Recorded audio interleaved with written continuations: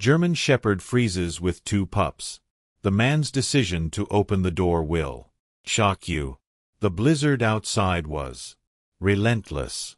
Inside, Ethan Brooks, a retired paramedic, sat wrapped in a thick blanket. He took a sip from his mug of coffee inside. He was used to being alone. Something about this particular storm felt heavier. Then there was a noise, faint at first, a soft scraping sound, like claws against wood. Ethan froze. He set down his mug and listened closely. There it was. Again, scratching followed by a low whimper. He rose slowly, heart beginning to pound. The sound was coming from the front door. He approached it cautiously, and as he reached the frosted glass, his breath caught in his throat.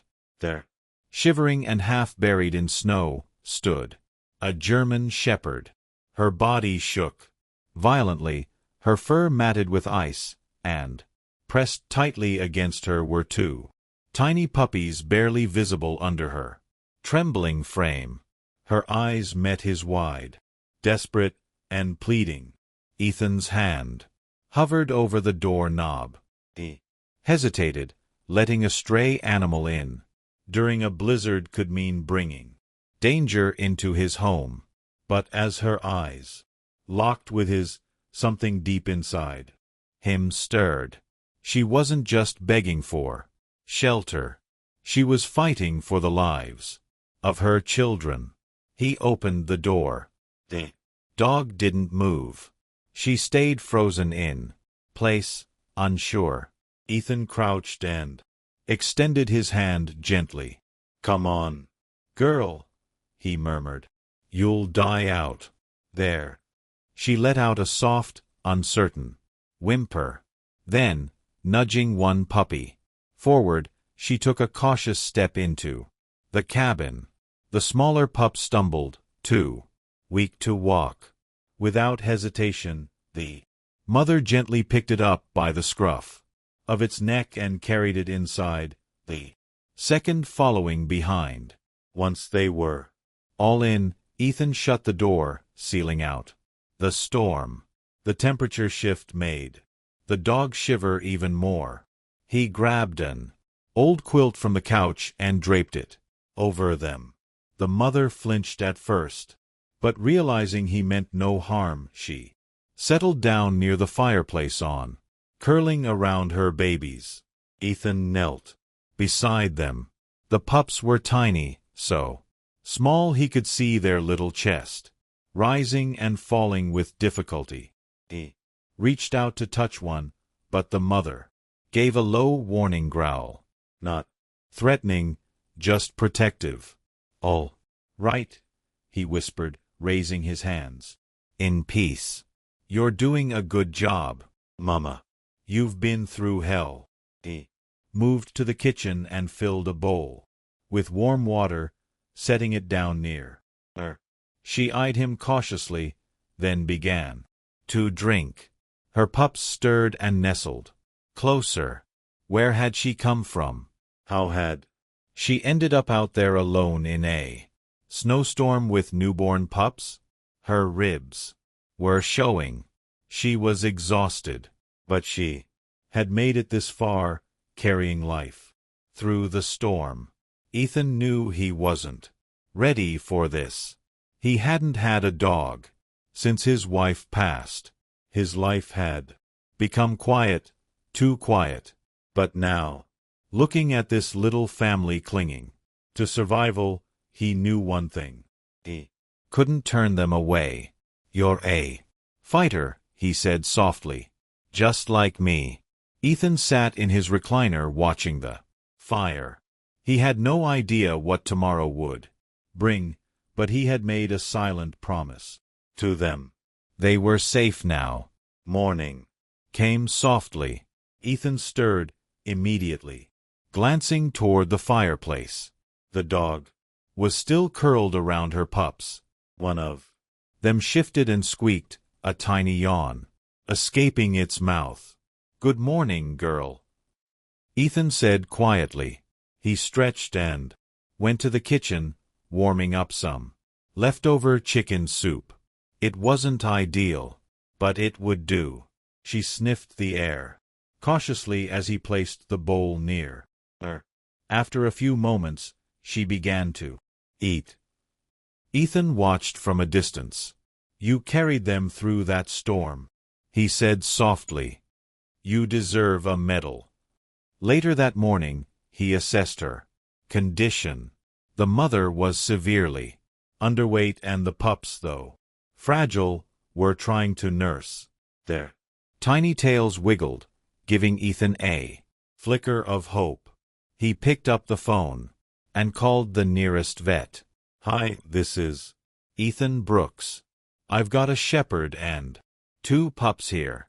They need help. Bad. The receptionist assured him they could squeeze him in that afternoon. Getting them there wasn't easy. He found an old blanket and slowly approached. The mother growled again when he got too close to the pups. It's okay, he whispered. I'm just trying to help. Eventually, she allowed him to lift them into the back of his truck. He made sure they were secure and warm, then began the slow, careful drive into town. The vet, Dr. Lacey Harmon, examined the dogs with quiet concern. She's malnourished, but she's strong, she said.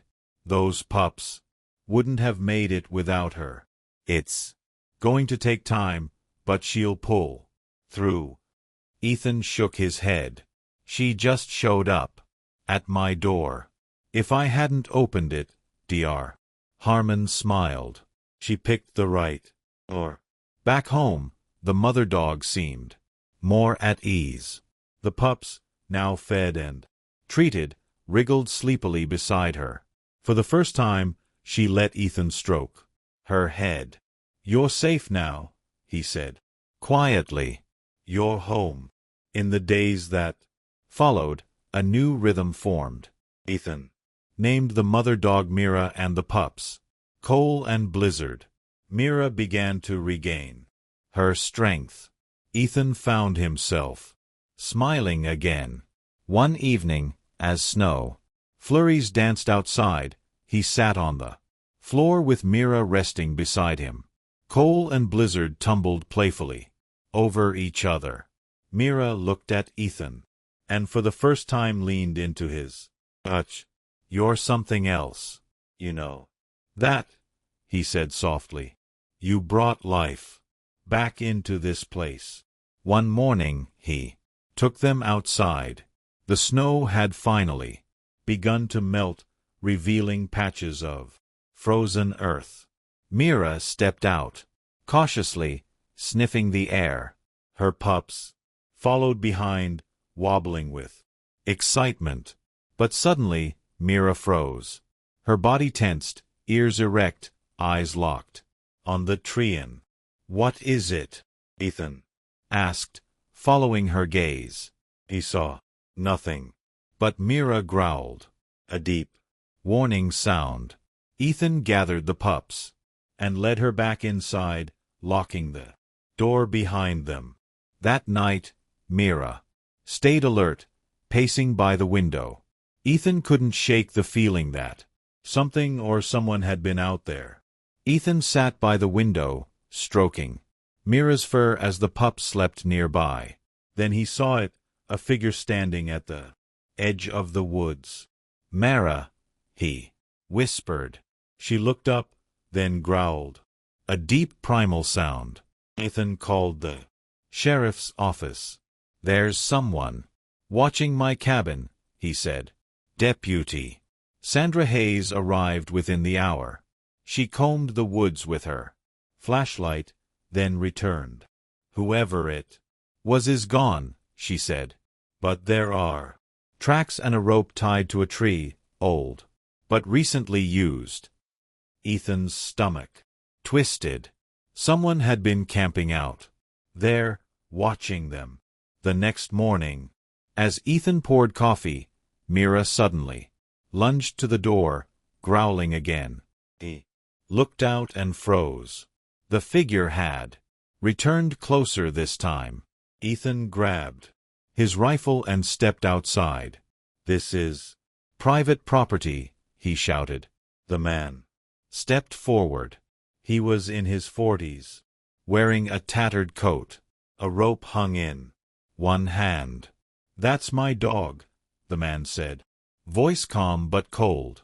"She got out." Ethan's blood ran cold. "She showed up near death with Pups. If she's yours, why was she like that?" The man shrugged. "She ran off. I'm here to take her back." "You're not taking anything," Ethan said, raising his rifle.